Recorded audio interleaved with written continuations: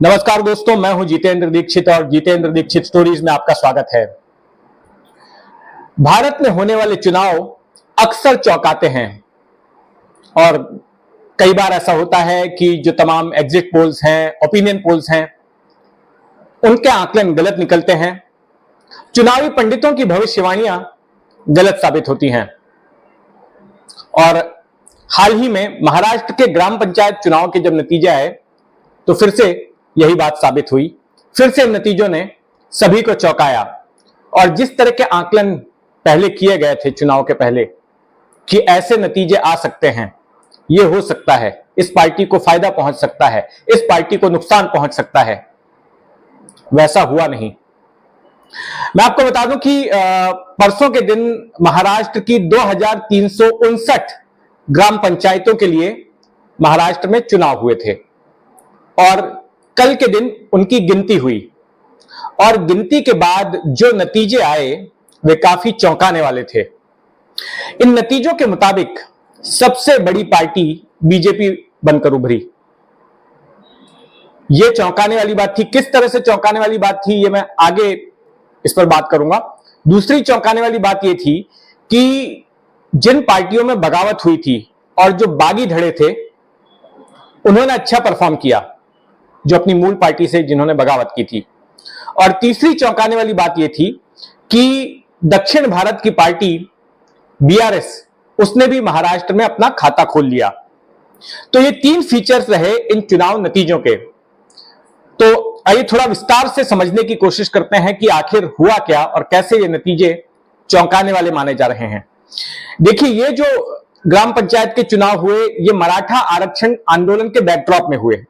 अब से हफ्ते भर पहले ही महाराष्ट्र जल रहा था, जगह जगह पर हिंसा हो रही थी और मराठा आंदोलनकारी काफी आक्रामक थे। मनोज जरंगे पाटिल जो मराठा नेता हैं, वो अनशन पर बैठे हुए थे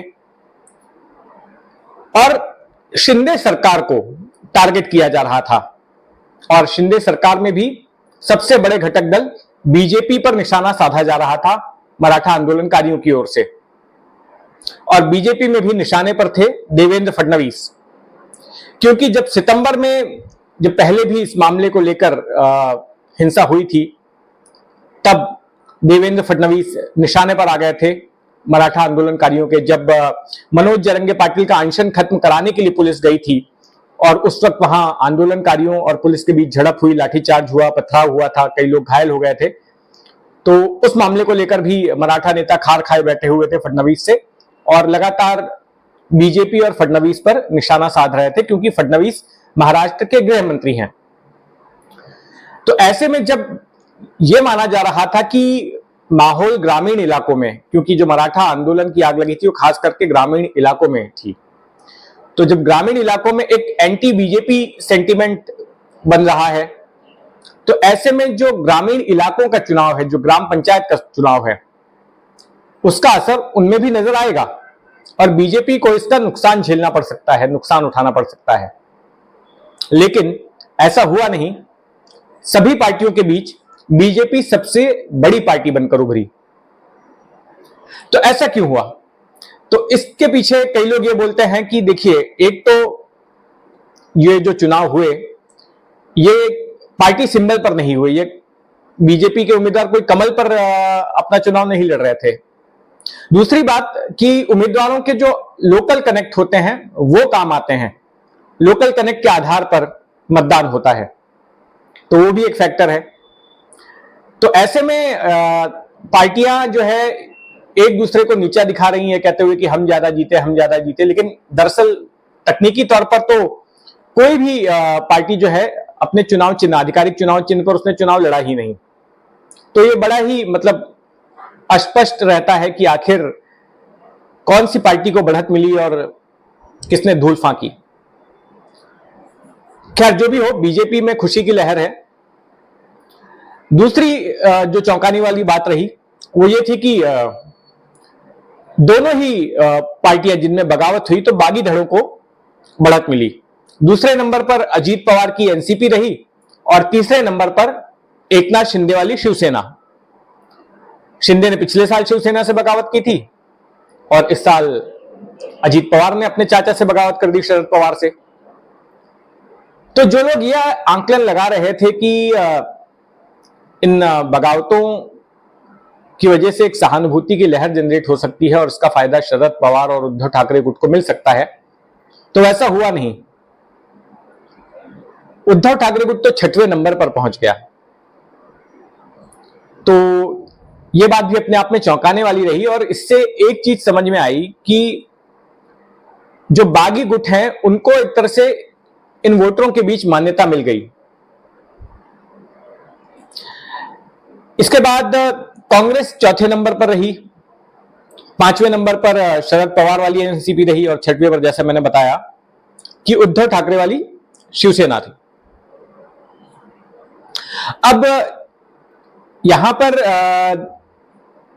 एक नई बात यह सामने आई है, जो तीसरी चौंकाने वाली बात है, वो यह है कि भारत राष्ट्र समिति ने भी अपना खाता खोल लिया है महाराष्ट्र में, और खास करके 3 जिले बीड़, भंडारा और सोलापुर में कई ग्राम पंचायतों पर इनका कब्जा हो गया। जो ताजा आंकड़े थे उसके मुताबिक 16 ग्राम पंचायतों से ज्यादा पर इनका कब्जा हुआ है।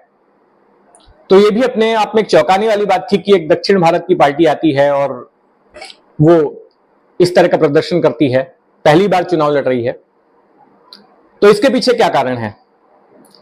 तो इसके पीछे यह माना जा रहा है कि साइलेंट तौर पर बीआरएस महाराष्ट्र में काम कर रही थी। बीआरएस की महत्वाकांक्षा एक राष्ट्रीय पार्टी बनने की है और इसीलिए पहले बीआरएस जो टीआरएस के तौर पर जानी जाती थी उसने अपना नाम भी बदल दिया और शुरुआत की पड़ोसी राज्य महाराष्ट्र से। और खास करके जहां जहां पर इनकी जीत हुई है वो कह सकते हैं कि बॉर्डर के करीब के इलाके हैं, कुछ थोड़ा बॉर्डर से दूर भी हैं। लेकिन केसीआर का यह कहना था कि देखिए हम ऐसे राज्य से शुरू कर रहे हैं जिनसे हमारी राज्य की सीमाएं सटी हैं, जहां की संस्कृति कुछ ना कुछ हमारी मेल खाती है, कुछ लोगों की सोच मेल खाती है, तो वहां से हमारी शुरुआत हो रही है। और बीते 1-1.5 साल से बीआरएस बहुत ही शांतिपूर्ण तरीके से अपना अंडरकरेंट जनरेट कर रही थी, एक साइलेंट प्लेयर के तौर पर काम कर रही थी और उसी का नतीजा है कि इतनी सारी ग्राम पंचायतों पर उसका कब्जा हुआ। और खास करके बीआरएस अपने फोकस के मामले में बिल्कुल क्लियर थी कि किसानों पर फोकस करना है, उन्हीं को टारगेट करना है और ग्रामीण इलाकों पर ही जोर दे रही थी। बीआरएस का यह कहना है कि अगले साल जो विधानसभा के चुनाव होंगे तो वो सभी सीटों पर, महाराष्ट्र में 288 विधानसभा की सीटें हैं, सभी सीटों पर अपने उम्मीदवार उतारेगी और उसके लिए बीआरएस का नारा भी अभी से तैयार है, अब की बार किसान सरकार। तो ये खतरे की घंटी हो सकती है ऐसी पार्टियों के लिए जो किसानों के वोटों पर अवलंबित हैं, जो अब तक जिनका किसानों के बीच दबदबा रहा है। और खास करके चिंता की बात हो सकती है कांग्रेस और एनसीपी के लिए, दोनों एनसीपी के लिए, क्योंकि अभी जो नतीजे आए हैं तो कुछ सीटों पर, कुछ ग्राम पंचायतों पर जहां कांग्रेस का कब्जा था वहां पर बीआरएस का कब्जा हो गया। तो ये कांग्रेस के लिए भी चिंता की बात है और चूंकि जिस तरह से किसानों पर फोकस हो रहा है तो एनसीपी किसानों की पार्टी मानी जाती रही है, तो उनके लिए भी ये चिंता की बात हो सकती है। बीआरएस दूसरी पार्टी है दक्षिण भारत की जिसने कि महाराष्ट्र में अपना खाता खोला है।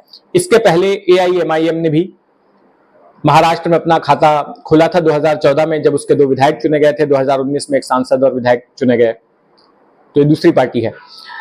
अब सवाल यहां पर यह उठता है कि क्या 2349 सीटों के इन नतीजों को पूरे महाराष्ट्र के चुनावी मूड का प्रतिनिधित्व करने वाला माना जाए, क्योंकि कुल महाराष्ट्र में तो करीब 28,000 ग्राम पंचायतें हैं और उनमें से तो ये आधी के आधी भी नहीं है। तो क्या इनके आधार पर मान लिया जाए कि ये जो नतीजे हैं ये संकेत हैं आने वाले लोकसभा चुनाव और विधानसभा चुनाव में कौन सी पार्टी किस तरह का प्रदर्शन करेगी, उसके लिए इनको रिफर किया जा सकता है? क्या ये उसका प्रतिनिधित्व करते हैं? तो ये भी एक सवाल है। और जैसा कि मैंने पहले बताया कि तमाम पार्टियों ने बिना सिंबल के चुनाव लड़ा, बिना पार्टी के चुनाव चिन्ह के चुनाव लड़ा वहां पर, क्योंकि ये चुनाव ऐसे ही लड़े जाते हैं। लोकल कनेक्ट वाला आधार रहता है वो है। और दूसरी बात की जो सत्ता में मौजूद जो तीनों दल हैं उनको बढ़त मिली, इसके पीछे कुछ लोग ये भी तर्क दे रहे हैं कि ये तीनों पार्टियां सरकार में हैं और इसका फायदा इनको मिला है। तो जाहिर तौर पर जो पार्टी सत्ता में होती है तो ऐसे चुनाव में जो ग्रासरूट लेवल के चुनाव होते हैं तो ऐसे में उनको फायदा मिलता ही है, तो वो फैक्टर भी इसमें काम कर रहा होगा, यह अनुमान लगाया जा रहा है। तो देखते हैं कि इन नतीजों के आधार पर अब तमाम पार्टियां आगे के लिए क्या रणनीति बनाती हैं और कैसे 2024 के लोकसभा चुनाव की तैयारी करती हैं, उस पर मेरी नजर बनी रहेगी। और आप भी मेरे इस चैनल से जुड़े रहें जितेंद्र दीक्षित स्टोरीज से। और आपको ये एक्सप्लेनर कैसा लगा कमेंट बॉक्स में लिखकर जरूर बताएं, मुझे आपकी टिप्पणियों का इंतजार रहेगा। और अब तक अगर आपने इस चैनल को सब्सक्राइब नहीं किया है तो प्लीज इसको सब्सक्राइब भी कर लें और बेल आइकन को प्रेस करें ताकि जब भी कोई नया एक्सप्लेनर नया वीडियो आए तो आपको उसकी जानकारी मिल सके। धन्यवाद।